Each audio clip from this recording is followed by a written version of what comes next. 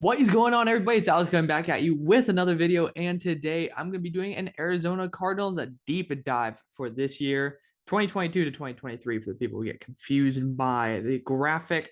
So, without further ado, let's kick right into this. If you guys are new, like, comment, subscribe, do all that fun YouTube jazz, because I know this series doesn't make much, but I just also want to learn about all you guys' rosters as well as, be able to at least make a fun little series out of it. It's nice to talk to you niche people who try to follow your team more in depth. So let's get right into this rookie roster right here, starting off with the second round pick, Trey McBride. Obviously, the first round one went for Hollywood Brown. Trey McBride's a good player. He was my number one tight end. Not very hard in the tight end class that I didn't think was that good. I liked Isaiah Likely. He was my tight end too. I think he actually ended up being like my tight end 3 or something because Jelani Woods has a lot of potential. Like, we'll see about that. Cam Thomas and Myjai Sanders in round 3 were both excellent choices. I think edge was a position you need to address. Cam Thomas can be moved to the inside. I think if he gets in better conditioning, he could become very similar to, I thought he was kind of an on sale Aidan Hutchinson. And I had a second round grade on him, but a lot of people had first, and he has a lot of potential. If he gets to it, I think he could definitely be a big steal. Myjai Sanders was great as well. Excellent player overall. He performed well in the Senior Bowl. He had a little bit of a slip up at the combine because he had some crazy sickness. Like, I really don't blame him for that. He looked a lot better at his pro day. He didn't rerun his 40, but honestly, the tape speaks for itself more than anything. I like Keontae Ingram. I really like that Leticia Smith pick. Um, my least favorite pick was Christian Matthew because I had no idea who the hell he was. And Jesse Luketa was an excellent pick. Just a super high ceiling edge linebacker hybrid, similar to Hassan Reddick and even Marquise Hayes. You guys did a really good job this draft. And even though you end up using round 1 pick on Marquise Hollywood Brown, it still was, in my opinion, a very solid move. So big thumbs up right there. Let's get right into the roster, though. Starting off with the quarterback, you have Kyler Murray here. Obviously, the man himself got a big payday. He's a good quarterback. Injuries have been kind of the big issue, as well as his, so to speak, temperament. Obviously, people are worried about his studying ability if they're putting that in his contract. I know it got taken out, but the fact is, it was put in. So a little bit worried about that. Colt McCoy is probably one of the best backups you can have. He's just a super consistent, solid dude who's a great mentor. And even Garantano, Trace McSorley looked good too. That was the funny thing. He actually had some good plays there. Garantano is just he's just a depth player. But running back wise, you got James Conner, then Keontae Ingram. This is a big concern for me. James Conner was a very nice goal line back, but you're losing the lightning to the thunder here. And I don't think Chase Edmonds is replaceable by Keontae Ingram or Eno Benjamin or Jonathan Ward or Daryl Williams. So I think that you did lose a significant piece of that running game. And I think that was one of the best aspects of this team is in that RPO system, fearing the R of that PO. And you just don't really do it with James Conner as your primary back. James did an excellent job, but I really do think that he shines best as a complementary back, even if the stats don't say so. So that's where I'm at right there. Wide receiver wise, DeAndre Hopkins, Marquise Hollywood Brown, Rondale Moore, AJ Green, Andy Isabella. All these guys are actually very solid weapons. Oh, Andre Pachelia. I remember seeing this guy. I don't know if he's been in the league. He's been in the league for a year. Interesting. It's just a crazy thing. I was just remembering him, but nice, solid top 5. I like that. I would say that it's a little bit too much of too many cooks in the kitchen with Brown to Isabella here. They're all very similar gadget players. But you got a true X. Same thing with AJ Green. I would say Marquise could be that number 2. It's just I feel like he's more of a deep threat gadget guy who could perform as a number 2. It's weird. I just don't know how efficient this is going to be because of the fact that you have very similar styles of player right here. It works with Cliff Kingsbury. We'll see how it goes. Again, it's not a weakness. It's more of a concern. Then you got Zach Ertz, Trey McBride, Max Williams. I think that's an excellent tight end trio. That might be one of the best in the league. Tackle wise, you even got Josh Jones in here. I love that. Doesn't have a right tackle listed, but you also have DJ Humphries in here, got a big contract. Kelvin Beachum still on the roster, so power to him. So you have a nice starting duo with a great backup here. I would say past that, a little bit concerning, but again, you have a 53-man roster for essentially 44 starting positions, so I get it. Then we're going to look at the guards, got to scroll all the way down. Justin Pugh, solid vet. Cody Ford, I know you guys just traded for him. I think that was an excellent move. I don't think the Bills should have let him go.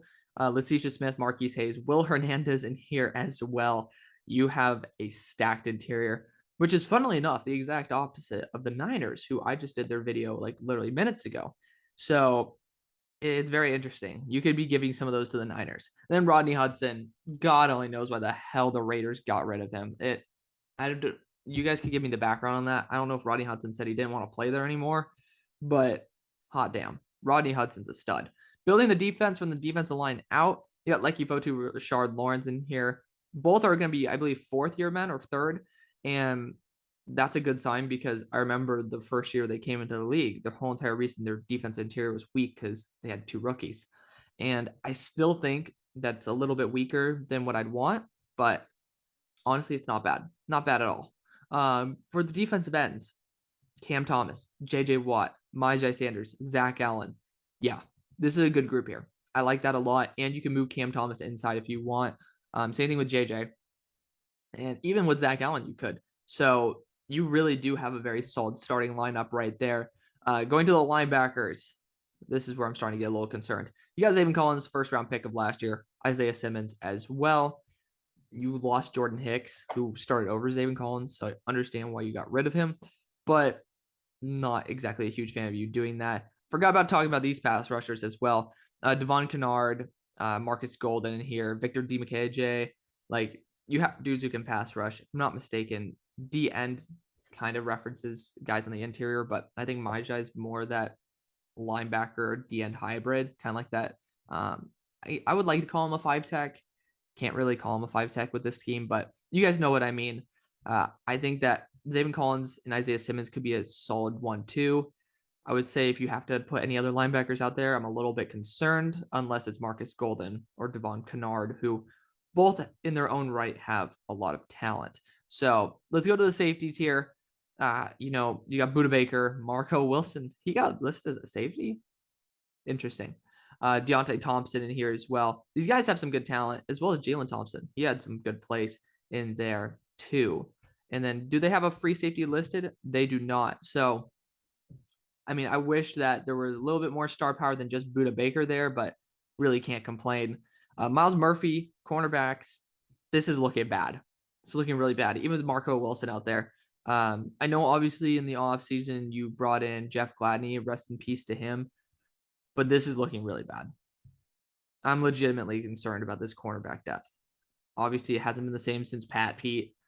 I'm looking back at the safeties to see who you could pull down there. You got Marco Wilson in here.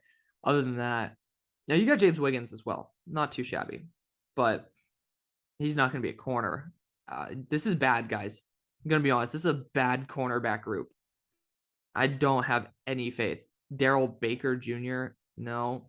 Josh Jackson has some home. I mean, pretty sure that's the guy out of Iowa who he was like the pick leader with like 9 picks, but that's not good. That's not good at all. So that's a legit concern going forward. Let's go right into the records. So week 1, you start at home. I would say you don't have a solid ass run game and you're susceptible to receivers taking you out. I'm going to give this one to the Chiefs. I think the Chiefs are a powerhouse. I'm legitimately concerned. Honestly, I'm going to do the same thing here for the Raiders. I think Devontae Adams can outmatch. I mean, obviously, Byron Murphy, if I'm not mistaken, is a slot corner. You just don't even have a boundary anymore. That's a legit concern for me. The Rams come into town. Again, this team is good.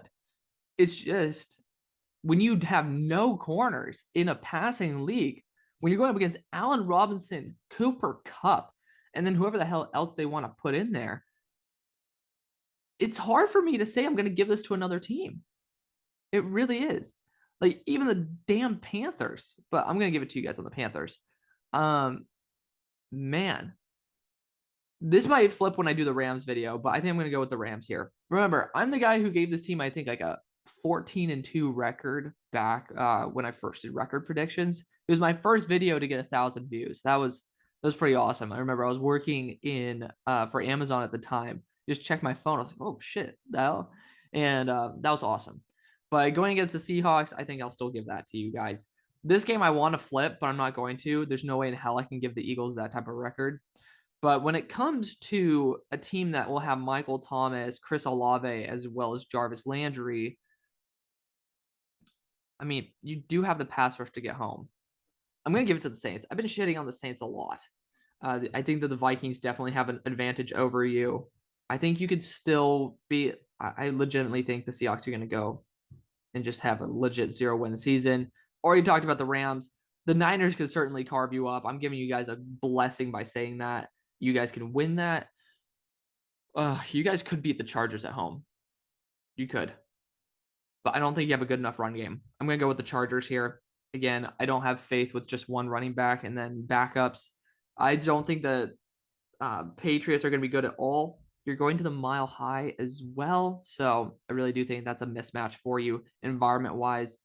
Brady's coming to town, but they have so many weapons on that squad regardless of the injuries. I think that's going to be a dub right there. And then, again, the Falcons are making it, but they're not there yet. And then the Niners, I think, will take the cake there. So 7-10, you guys are going to be pissed. But legitimately, if you have no damn corners, there's just no way in hell I can give you victories over teams that are going to carve you up. And Zaven Collins is still raw. Isaiah Simmons is still coming into his own. And you have one proven pass rusher with some other veterans in there as well, with rookies who we don't even know yet. Legitimately concerned about this defense. I think that's a huge concern. And you addressed in the offseason, and then again, rest in peace to Jeff Gladney. This is not looking good for you guys. Again, I'm a huge fan of the Cardinals. I think that you guys have a lot of potential. Fill in a couple small holes, and this thing could easily be flipped to 13-4. Easily. You get 2 cornerbacks, I very well might flip this to that. So let me know what you guys think. I know you won't be happy, but I'll see you on the far side. Peace.